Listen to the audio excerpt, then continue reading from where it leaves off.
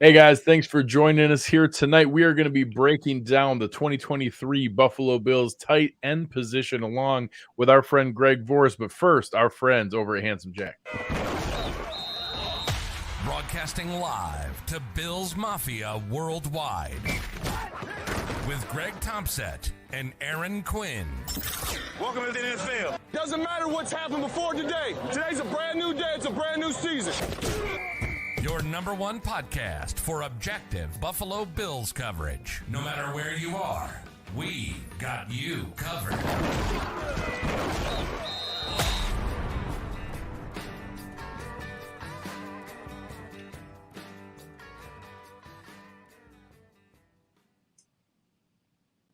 Good evening and welcome to the Cover One Buffalo podcast. You were joining Greg Tompsett along with my semi-frequent partner in crime, Greg Vorse. Greg, how we doing, my friend? Doing well. Two dudes with great hair. That's all. When I join you, it's just stepping up the hair game. That's all it is. I got freshened up today. There you go. Yeah, you got to keep it looking nice. So obviously we've had some crazy summer hours here.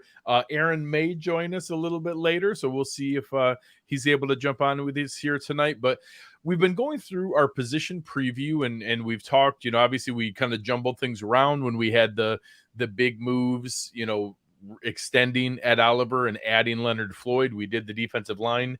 Then all of a sudden we obviously had the mandatory minicamp drama with Stephon Diggs and did the wide receiver group. And now, fittingly, we're coming off a tight end university, TEU, and everything going on there. And tonight, the Buffalo Bills have shown an interest the last few years in wanting to have more tight ends. We've seen them invest in Jacob Hollister and have it not work out. We've seen them invest in OJ Howard and have it not work out.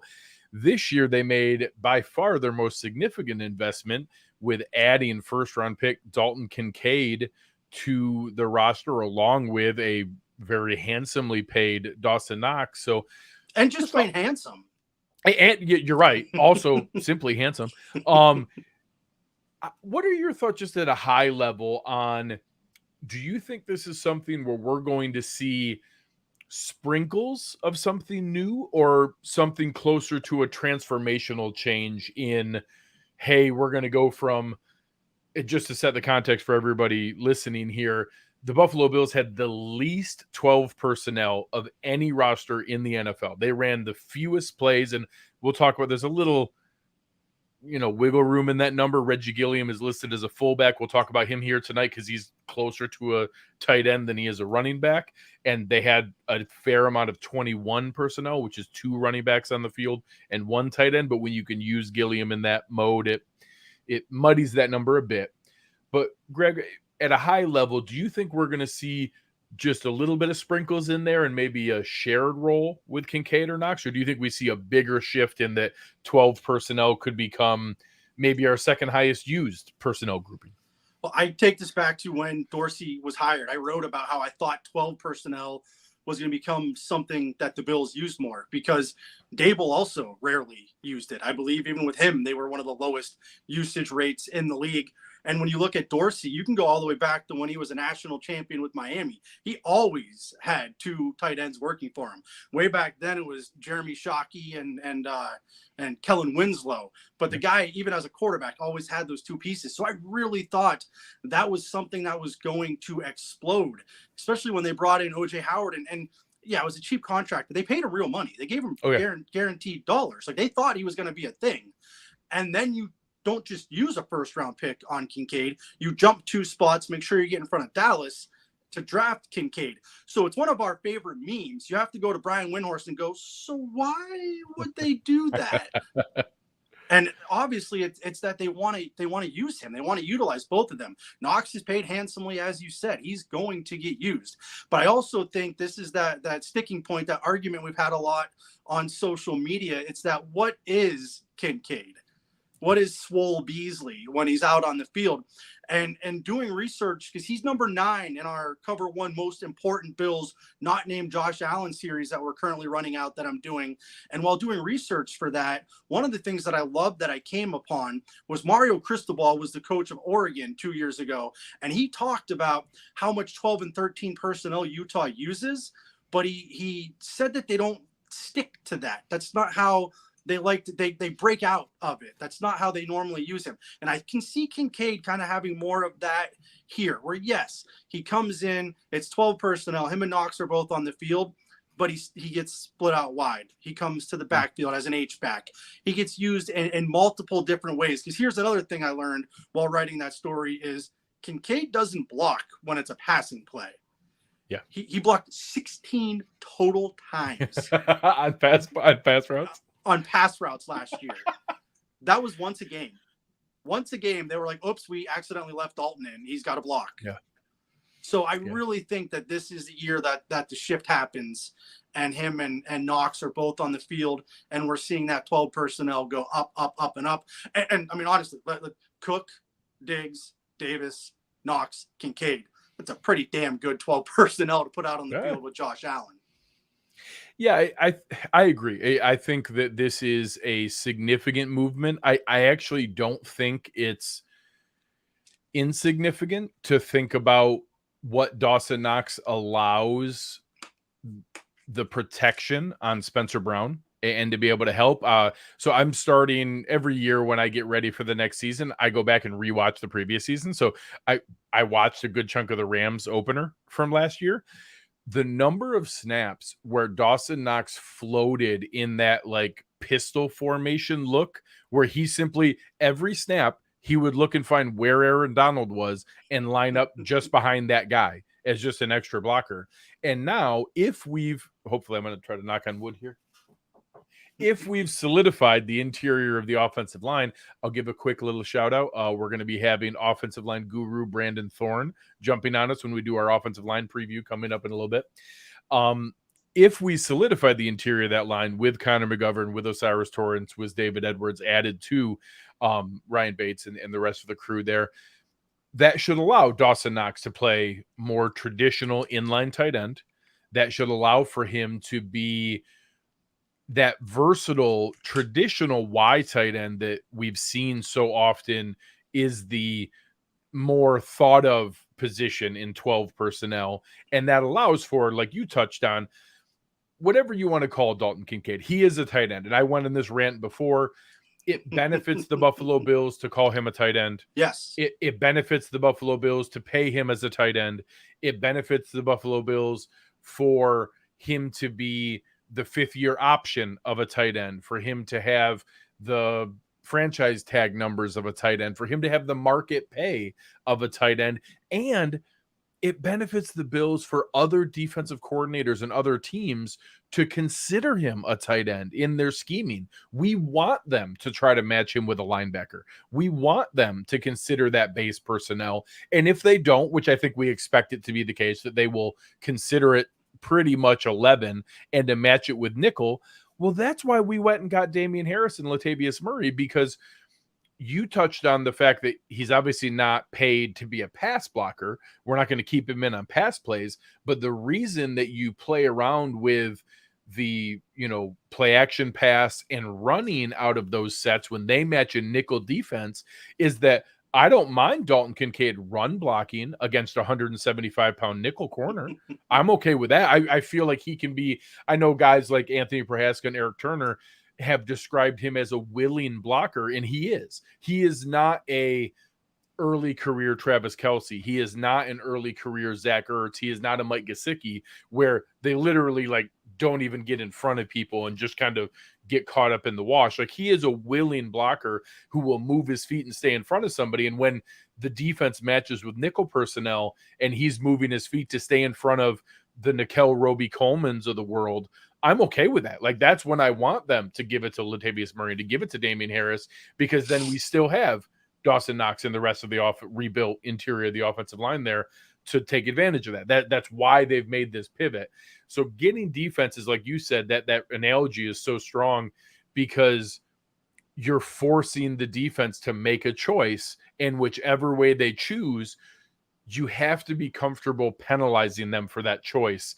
And now having this, I almost wonder in that, hey, all right, we tried the cheap route. We tried to go the, thrift shopping route at tight end 2. Well, guess what? Here's a first round pick. You're going to use this one. We now have a $14 million tight end here and a first round pick tight end there. Ken, you're going to use these ones. Here you go.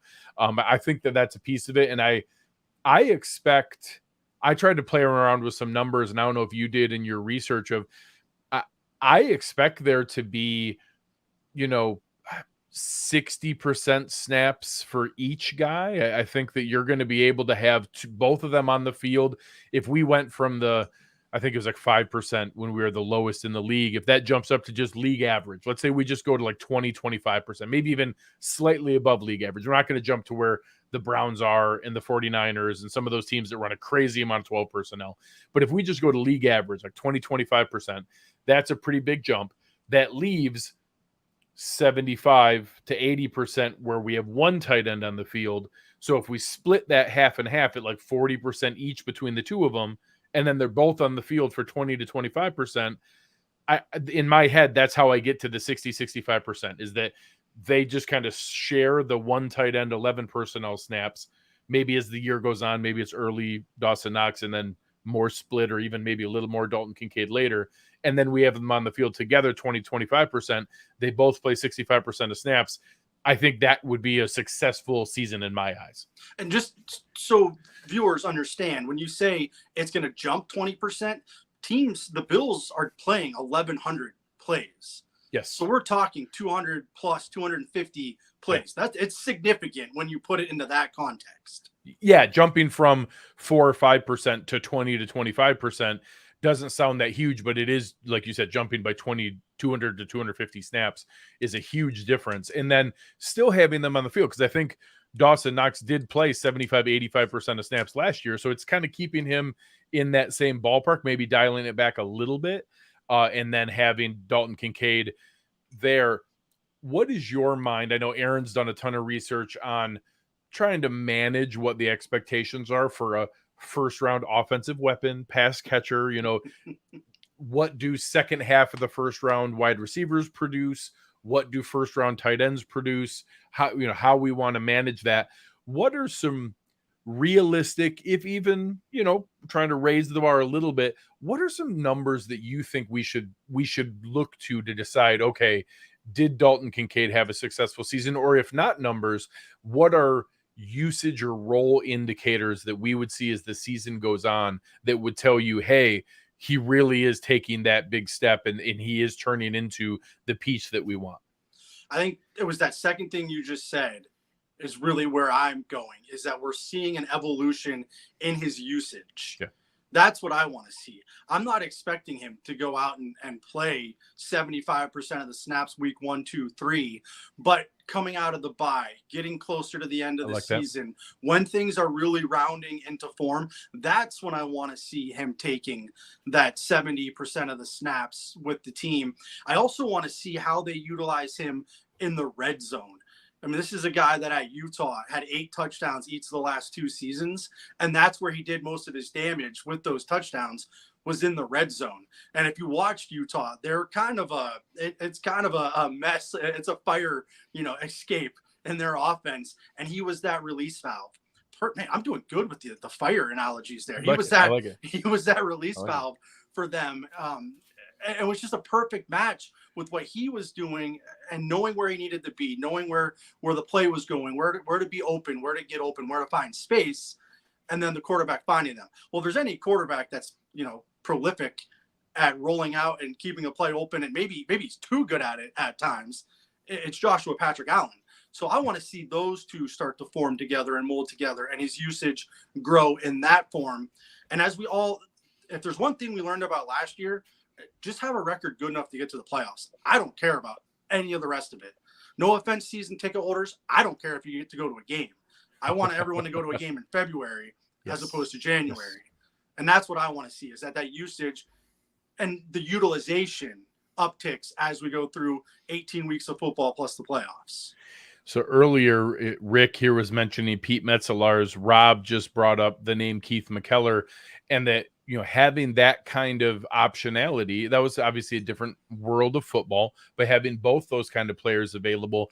I've used some analogies here where, people have wondered, like, hey, what's this going to be like? A lot of this is going to be more similar to, the Packers. They had Donald Lee, and then they brought in being able to grab Jermichael Finley. And Jermichael Finley was kind of this hybrid athlete that got brought in, and figuring out how to use him. Obviously, it's very hard to bring up the name without people thinking of the other off-field issues. But when the Patriots had Rob Gronkowski, maybe the most stereotypical wide tight end in NFL history, like that big lumbering Frankenstein. But then Aaron Hernandez, where they were, using him on jet sweeps and, bubble screens and things like that. Think of that kind of usage differential. And, also the idea of what the Eagles would use Dallas Goedert and Zach Ertz when they had both of them, those offenses. Good offenses have found ways to utilize when there's versatility in the skill set and optionality that those two players give you. It can bring a lot to it. And I know, a lot of people got upset. A lot of folks who cover one were using Cole Beasley as a analogy, and obviously they're nothing alike in build, in quick. Cole Beasley was one of the quickest athletes I've ever seen. Like his ability to do the basketball crossover judder, unbelievable. But the thing that Dalton Kincaid does have that I think we brought this up last year, was my biggest question, was that Isaiah McKenzie wasn't less of an athlete than what Cole Beasley was. Like, he was. Like, Isaiah McKenzie's an NFL athlete. If you can play at that size, you're a phenomenal athlete. He didn't have that natural feel of like, oh, where is the spacing? Where do I sit down and just, stop my route immediately, because I can tell the leverage of the linebacker is leaning a little bit that way. And if I try to get him going that way, I can break it back off this way and just create that separation.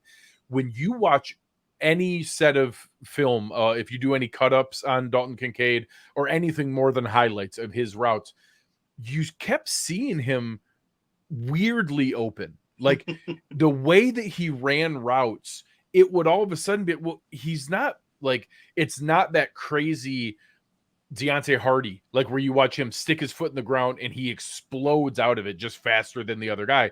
Like Dalton Kincaid moves very smoothly and fluidly, but he would weirdly pop open by these crazy amounts. And his ability to drop his hips and he does keep his top speed for longer periods of time, but he has a great natural feel of where to find space in the zone. And that's the analogy with Cole Beasley that everyone was referring to. And you jokingly used the Swole Beasley nickname earlier. That's where it really could come into play. And what we lost in our offense last year was on 3rd and 4, that guy who, no matter who you put in front of him 5 yards down the field, he would find the leverage to one side of him or the other. And if Josh builds trust there, that can turn into an awesome safety blanket.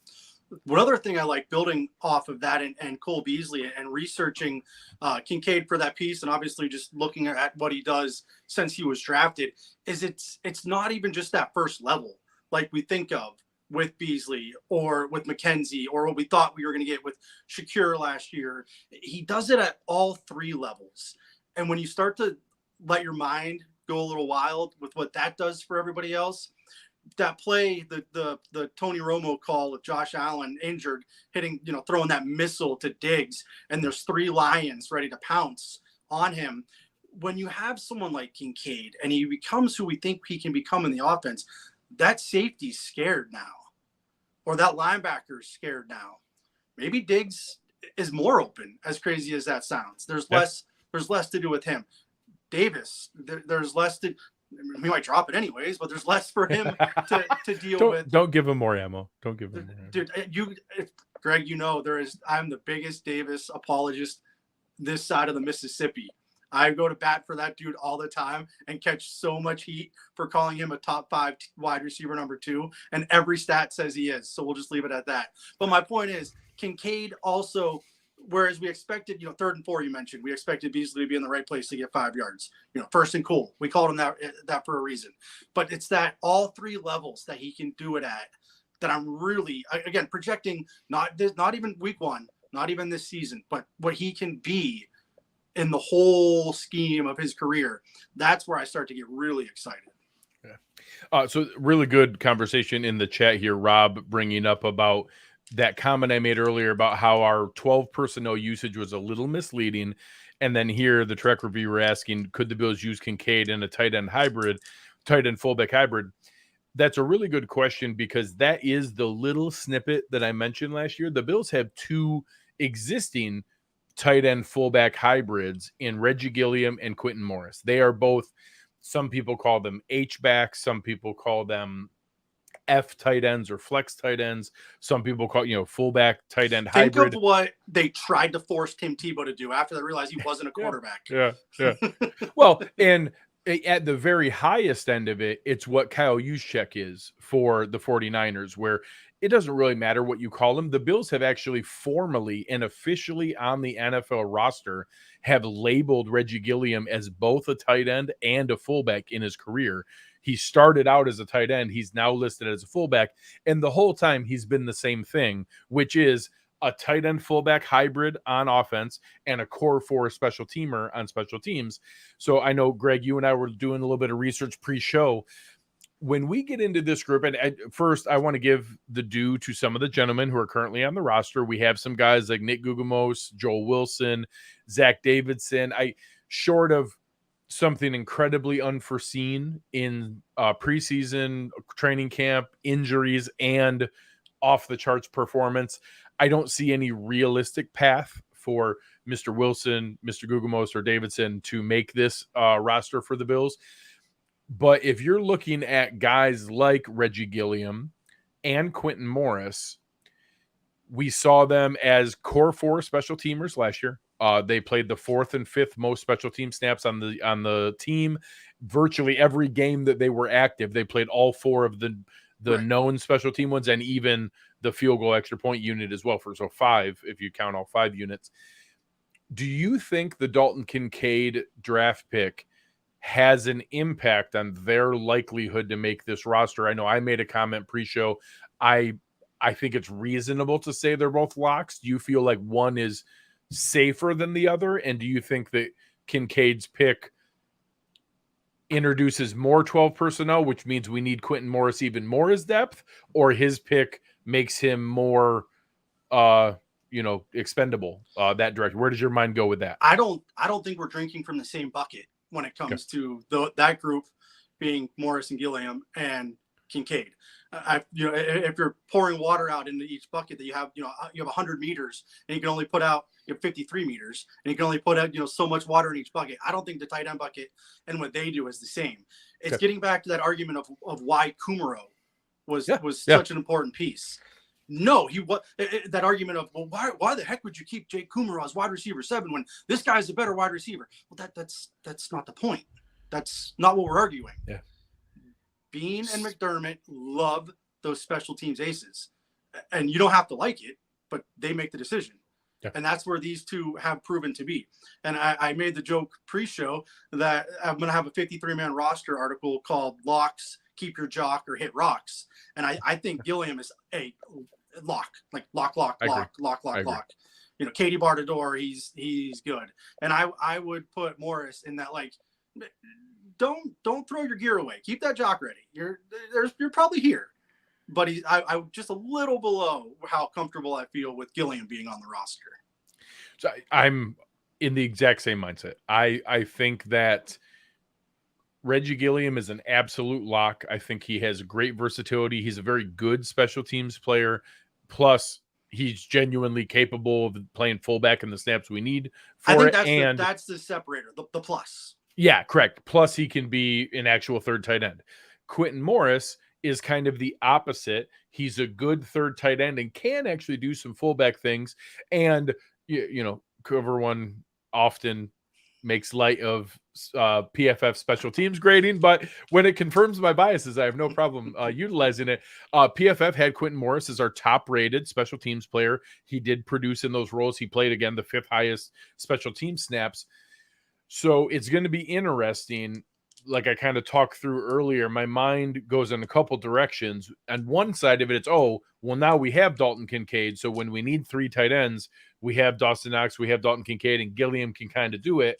Or is it, hey, if we're going to make 12 personnel a core part of the offense and jump from least in the NFL to now, average or above average usage, well, then we need 3 tight ends all the time to be available, to give guys a blow, to be able to, if a guy misses a game, to be able to fill him in. So I agree that if I did a 53-man projection today, I would have Quintin Morris firmly on the team.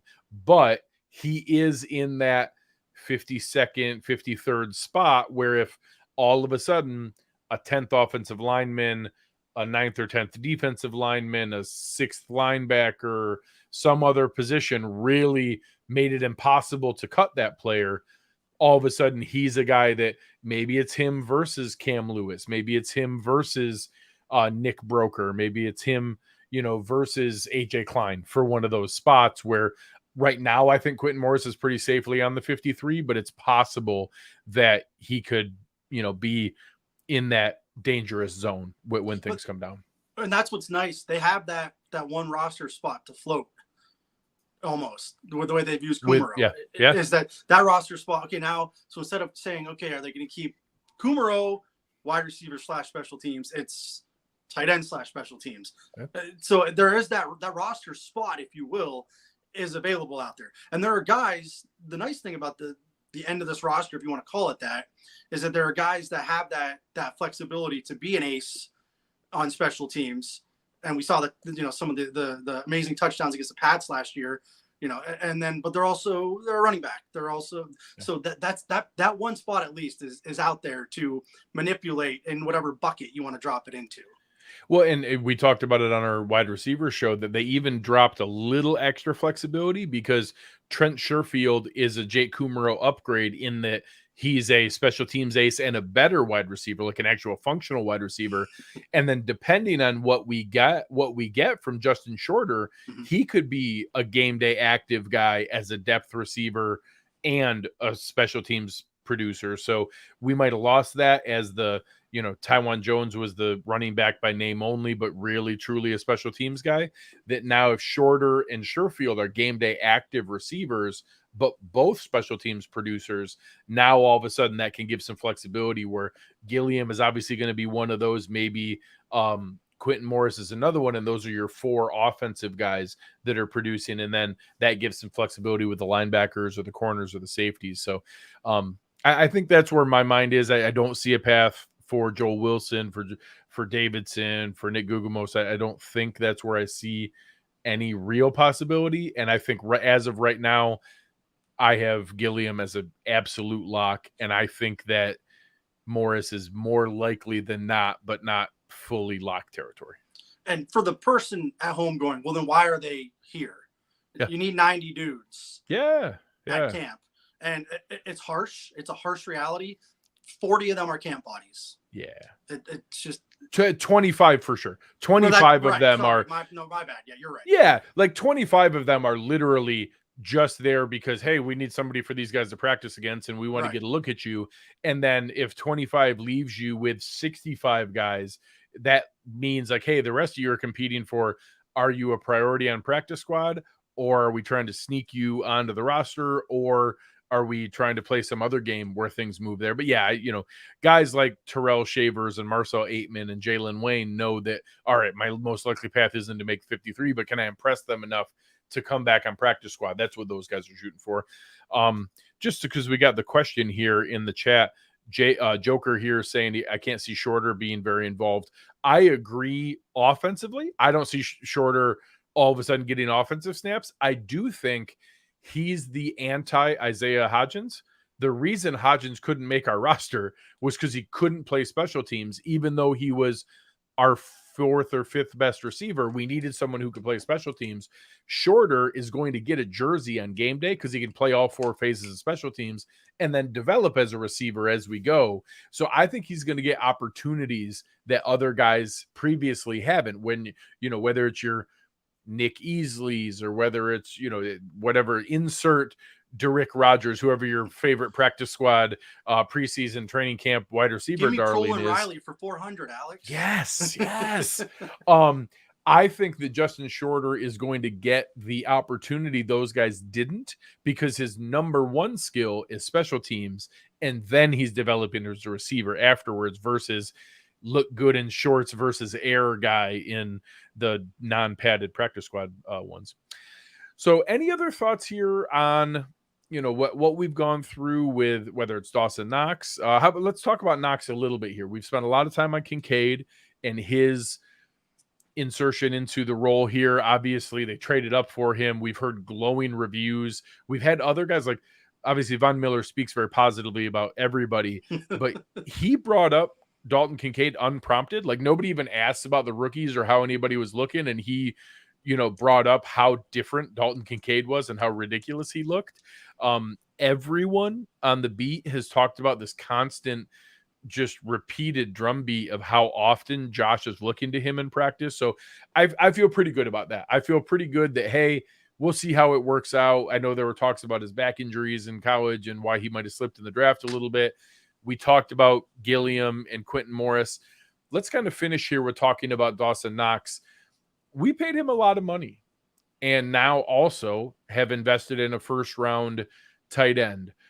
What are your thoughts on his role in the offense, what he's asked to do that maybe my mind goes a little to real football value, maybe not as much fantasy football value?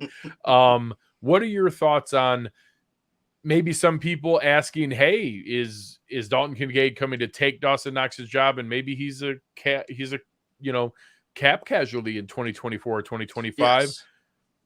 Yes. Where's your head in that space? I wanted to make sure you said 2024 and 2025 and not now. Oh, 100%. 100%. Yeah, okay. There's no possibility. The cap a million times better than I do, but that's the one thing I wanted to, because this year we're not in Diggs territory where you can't get rid of him this year, but it's no possibility. Yeah, it's not feasible. But is your head that, hey, this is a pivot? We talked about it from a snap count, what it would look like. When people ask, like, hey, can we afford to have 2 premium investments at tight end? What are your thoughts on Dawson Knox this year and whether there's maybe a bit of a warm seat in his contribution? I'm torn because I really like Dawson Knox. Yeah. Like he's one of those guys that just seems like he's such a good dude. Agreed. And seems like a genuinely awesome person who's played well. He didn't have the leap maybe people. Well, that's where I was going. But it's good. I thought there'd be more, but we also have to remember these guys are humans, and his brother died right before the season. And I can't tell you what that does to somebody. Thank God both my sisters, as much as I would like to fight them sometimes, are still with us. Yeah. So it's hard to put into context what that may have done to him. So I would have loved to have seen that leap. I think we have to remember how as we talk about that sliding scale of usage for Kincaid, if he's low early, Knox has to be high early. So we can't just, go, oh, let's just, throw him out with the bathwater.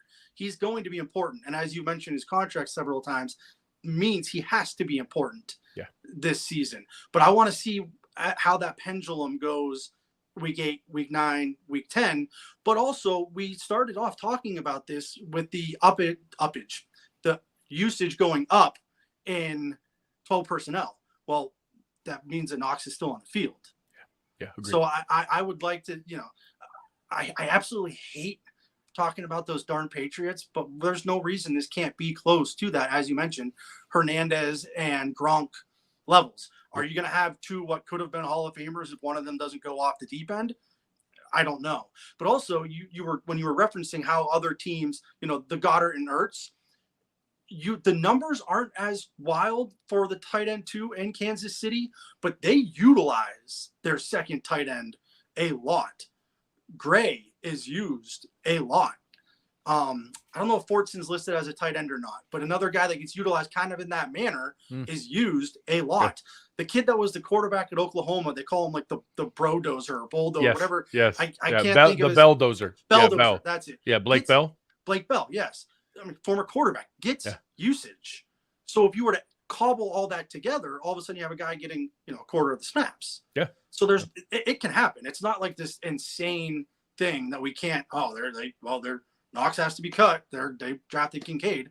I just think we're going to start seeing possibly a shift in the offense of, how it's put out there. And again, when you have a guy like Kincaid, this doesn't mean it has to be Bo Schembechler in the 80s, 3 yards in a cloud of dust. No. This isn't the 10-year war with Michigan and Ohio State. It can still be a crazy offense that is in the top 2 or 3 in yards and touchdowns. Yeah, I mean that 2012 Patriots team where it was, the outside receivers, Brandon Lloyd, maybe some Deion Branch. They had both Welker and Edelman, but they had a ton of snaps from the tight end. Gronkowski had 733 snaps. Aaron Hernandez, 565. Michael Humawanawenu having 290. Chris Umatuma follow with the fun. No. It's a bad follow. Daniel Fells with 307. So you're talking, a ton of snaps. They almost, if you want to combine those last two, is like an additional third tight end. They had 3 tight ends playing 50% of snaps. So just that kind of usage is feasible to still have a pass first offense. That was a Stephen Ridley and Danny Woodhead were the top running backs for that offense. That was not a, pound it kind of offense for the Patriots. That was a pass first, pass second, pass third offense for the Patriots. And they still had an obscene amount of tight end usage. So I think that's more of what I expect, is that I think Dawson Knox is there. Sites like SpotTrack have that we could technically get out of Dawson Knox contract in 2025. Even that is, having 7.8 million in dead cap and 7.6 million in savings. So it's still not even great then. Like, this is the expectation that Dawson Knox is a long-term investment and Dalton Kincaid is a long-term investment, and that we're now going to see a new dawn in this offense where 12 personnel in the chat. Some guys have brought up 22 personnel, even having players with that kind of versatility where you can come out and it's Gabe Davis is the only wide receiver for his blocking, and you have, James Cook and Reggie Gilliam in the backfield, and Dawson Knox and Dalton Kincaid at tight end, and again, Davis is the only receiver, and then all 5 of them can split out wide with Josh as an empty backfield, and you can run normal pass plays because all 5 of them can run legitimate routes. That's the kind of versatility that's fun, where you can play around with that. Or if you come out 5 wide and they match in nickel, and then those guys shift into a traditional I formation, and you can run it right at them because they just have the nickel personnel on the field. That's the kind of stuff we haven't had, that kind of versatility. And that obviously we need to step forward from, Ken Dorsey as an offensive play caller, from his ability to pivot. His opening to the season was phenomenal. And now having the ability to kind of pivot with that movement as defensive coordinators adjust, but giving him more weapons and giving him more solidity in that interior offensive line goes a long ways to let him adjust and pivot. Whereas, between Josh's UCL on his arm and the sieve in the middle of the blocking, where Roger Saffold was, it really limited a lot of what they could do. And hopefully this opens up more options for them. Well, and obviously we're speculating that 20%. 25% correct. But just quickly, just looking down, that's why I was listening, but I was doing math. The other tight ends not named Dawson Knox played 35% of snaps last year. Yeah. Obviously, you're not going to give every one of those to Kincaid, but let's say for this argument, tight end 2 gets those. Yeah. And it goes up 25%, which I'm taking the high end of all of a sudden we're already at 60%. Yeah. Like it's not an insane leap to get there. We're not saying, all of a sudden Greg is going to go upstairs and Jennifer Aniston is going to be sitting on his chair. Like, that's not the insane leap we're making here. It's feasible that this can happen. Yeah. I think that's a smart way to look at it, in that if you do, I want to look at one more thing here while we're talking, that when you also add in there what Reggie Gilliam does, and you kind of break down some of those other positions, he had All right, perfect. This is great. I got it right here. Yeah, 69, 90, 106 snaps. So he had 81 snaps in the backfield and 106 of his snaps out either in line at tight end, in the slot, or even out wide when he was split out. That gives you an idea. He actually played more snaps in what most offenses would describe as a tight end position. And, so about 60-40 in that spot, or 45-55 of actual offensive snaps of tight end usage versus backfield usage. So that tells you what they've wanted to do. They just now have the investment in the personnel to do it. My dream for the opening of the season, Monday Night Football, it's this 12 personnel we're talking about: Cook, Diggs, Davis, Knox, Kincaid, and they come out and they look like they're going to try to smash it at you. And all of a sudden they run 5 wide and run 2 or 3 plays. And Salah is just, they're zooming in on him going, and he has to burn a timeout because he can't figure out what to do with the Bills. No, that's my early season. I'd love to have him mic'd up saying, "I'm seeing ghost," as the Bills are doing this to him on the sideline. Would love it. All right, so this has been a lot of fun. I know we missed our dear friend Aaron tonight. We wish him well with everything. I wouldn't say I've been missing it. So I obviously had a lot of fun. Had fantastic producer Chris Kepner here, who has us with a finishing note with our Greg Tompsett Sports Show, and normally on Friday nights here with our trivia. So let's see what Chris has in mind for us here. So we'll see where it goes. He said there was some tight end trivia for the evening here. Which tight end has the most catches in their Bills career? Oh God. All right. So the 4 choices are Reuben Grant, Dawson Knox, Keith McKellar, and Lonnie Johnson. Oh, I hate this question already. There's a hint on the next page. Pete Metzelaars has the most tight ends all time for the Bills at 302, which is just horrifyingly depressing that our all-time leader in tight ends is 302 catches, which is like 2.5 Travis Kelce seasons. The leader of this group has around half as many of those catches. Okay. All right. So let's go back to the one here. Don't say your answer out loud, but get your answer ready. Reuben Grant, Dawson Knox, Keith McKellar, Lonnie Johnson.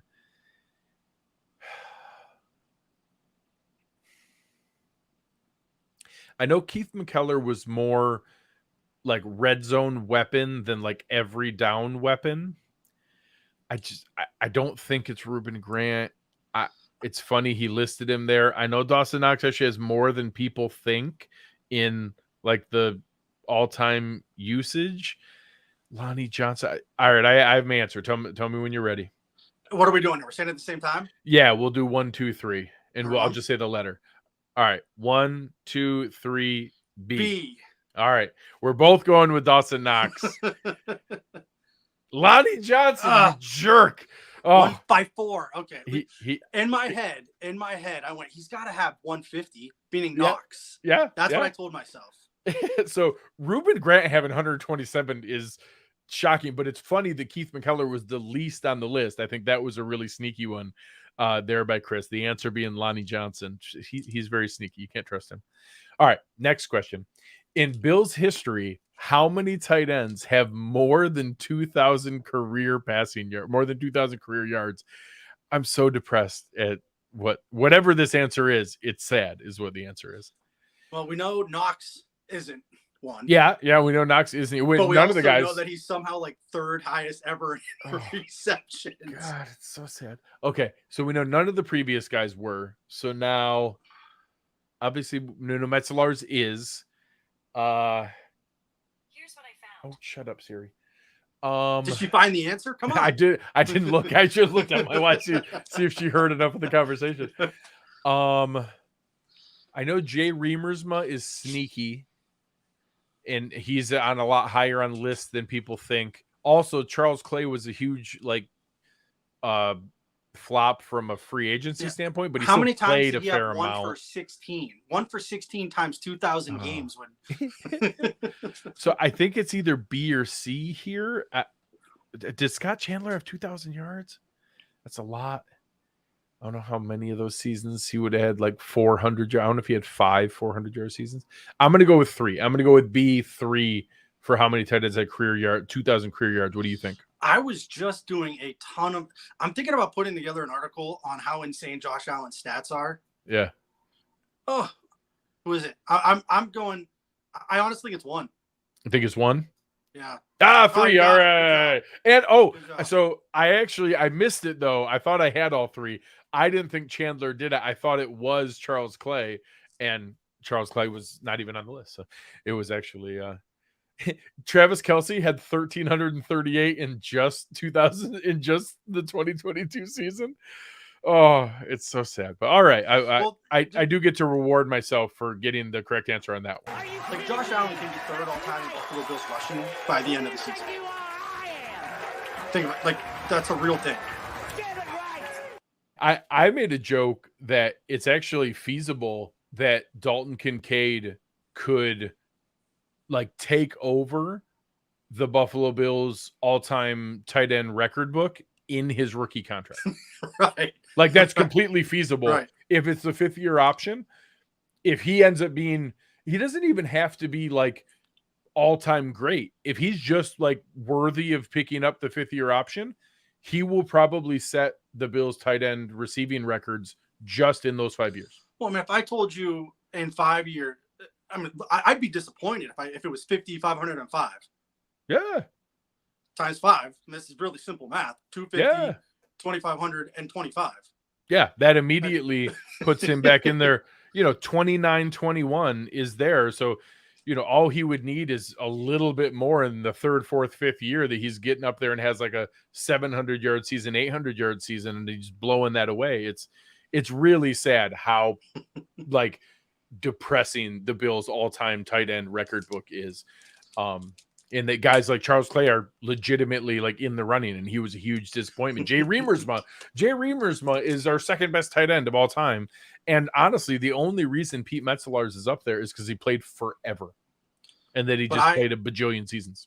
I saw Charles Clay catch about 10,000 passes off the jugs machine as he avoided the media going into the scrums Wednesday, Thursday, and Friday.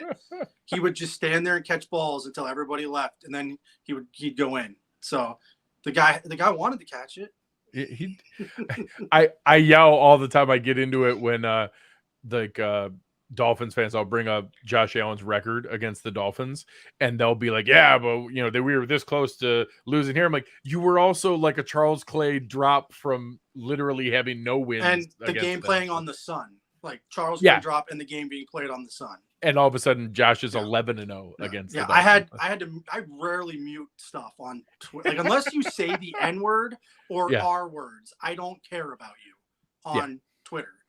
But I quote tweeted one of their fan accounts, if you will, the big ones, like that Smoke guy or whatever his name was. Nikki Smokes. Yeah, congratulations to him. Like he got big, good job. But they had his interceptions compared to Tua's. I was like, well, who cares? Yeah, you could break every record for interceptions next year if you win the Super Bowl. I don't really care. Yeah, the thing that kills me is, like, don't get me wrong, it is factually accurate that Josh Allen has the most interceptions in the league the last 2 years, but he has 29. And you want to know who has like 27, 26, and 25? Burrow, Mahomes, Herbert. Is it Herbert? Okay, I was like. All the rest of the best quarterbacks also have 25, 26, 27 interceptions. Yes, Josh has 29. Whoop-de-doo. If you are playing a modern, aggressive pass offense, you're pushing the ball downfield. Right. And yes, some of the times those balls are going to get picked off. But guess what? They also throw 40 touchdowns and create more explosive plays than any other offense. Well, that's how a good offense goes. You should be taking risks. It was two more picks last year than Mahomes. So 2 divided by 17, what is that, like 0.15? Yeah. Ish? Yeah. So 0.15 a game? For the most part, I mean, try to close your eyes and think back and imagine what was Josh's most crippling interception last year. I don't even know if I can name it off the top of my head. Like the only negative play that really is the fumble against the Vikings. Yes. That's Yeah. the only Correct. Where like genuinely, if he just catches the snap and Right. and kneels it down, Yeah. we win the game. But other than that, like for the vast majority of it is, just him playing and taking appropriate risks. That's just normal football. It's life. All right, this was a ton of fun, Greg. It's always great to have you on. We really enjoy it. This has been a great fun. Thank you to awesome producer Chris F. The chat was fantastic. I know Friday night's not always the busiest night in here, but we had a ton of people in live. We will ask, please make sure you go and press that like button. Leave us a comment, a rating, review. It goes a long ways. But before you leave, please press the like button. It's actually the number one tool on how the YouTube algorithm works of letting other people know about a show, even more than commenting, any other engagement. The number one thing is just a simple like. So that's all you got to do. It's all we ask before you head out here and enjoy a wonderful, lovely holiday weekend. Just press that like button. Greg, what are your weekend plans for this 4th of July weekend? I want all of these by the end. Yes, come out of it with all the fingers. So I propose. My father-in-law owns 12 acres of beautiful land outside of Pittsburgh. Huge, gorgeous mountain at the back of it. It goes into the mountains. It's amazing. I want him to live forever. I also want his land. But he spends thousands of dollars on fireworks every year. And I proposed under the fireworks to my wife on July 4th. It's going to be 15 years ago on this 4th of July. Very so cool. I have now become the elder statesman that doesn't partake in alcohol and does the fireworks. So my plan is to be the one that lights off all those fireworks and hope that I can see my children oohing and aahing as dad is trying not to get exploded by mortars. Yeah, that is awesome. We do very similar here. All the families in our little small development all chip in money and do our own fireworks show. And we have 2 friends of ours who do the same thing, keep themselves sober for the evening. And we buy, I think this year we have like 48 mortar shell fireworks. So it's a legitimately nice fireworks show. And, lots of people see pictures and videos of my son, Gregory.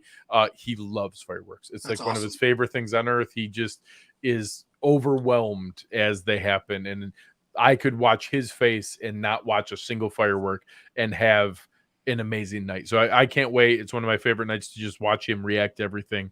So I'm looking forward to it. And I wish everyone else a very happy and safe 4th of July weekend.